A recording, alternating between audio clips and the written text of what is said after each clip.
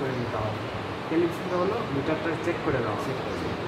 এখন ক্যালিব্রেশন করার জন্য কিছু বাফার সলিউশন আছে আমাদের এখানে, যে বাফার সলিউশনের মাধ্যমে আমরা মিটারটা ঠিক আছে নাকি ঠিক না এটাকে চেক করে নিব। তাহলে এই দিক দিয়ে আবার মিটারটা আবার অন করি। এটা তো বোঝা যাচ্ছে, এটা দেখতে অনেকটা পুরোনো মানদণ্ডার আমলের মোবাইলের মতো দেখতে। এটার কোন বাটনে কি এটা দেখলেই বোঝা যায়। এটাতে পাওয়ার, এটাতে সেটিং, এখানে ব্রাইটনেস বাড়ানো কমানো, এটাতে ফাইল বোঝা গেছে।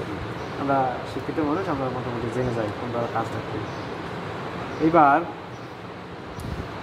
হ্যাক হলো একটা কোম্পানি, এটা হলো বাংলাদেশের ইম্পোর্টার, এটা বিদেশি একটা কোম্পানি। এখানে এটা তাদের নামে এটা বানানো হয়েছে। আমরা যদি চাই যে আমাদের আজকের ডেটটা টাইমটাকে আমাদের মতো করে কাস্টমাইজ করে নিব, তাহলে নেওয়ার সুযোগ আছে। যেমন আজকে কয় তারিখ? আজকে 10 তারিখ। আজকে 10 তারিখ। জি জি। 9 তারিখ ভাবছি। আচ্ছা 9 তারিখ মনে করে লিখছি। তাহলে মে করে দিতে হবে। এই মে কমানো বাড়ানো যায় এগুলি দিয়ে। জি। আর এটা দিয়ে এখন 2024 তো 24 করে দেবো। তাহলে আমরা আজকের ডেটে আমরা আজকে অনেক কয়েক বছর পরেও গিয়ে কিন্তু আমরা এটা রেজাল্টটা পেয়ে যাবো। এখানে আমরা চাইলে অনেক পরেও কিন্তু রেজাল্টটা পেতে পারি। 11টা বাজে।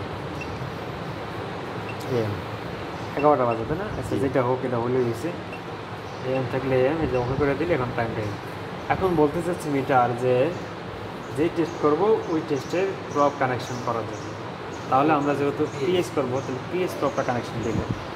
তাহলে এই যে এটা হলো পিএস প্রপ, আমরা কানেকশনটা এই যে এইভাবে দিয়ে দিই এখানে। ঠিক আছে, দেখেন এদিকে দেখেন।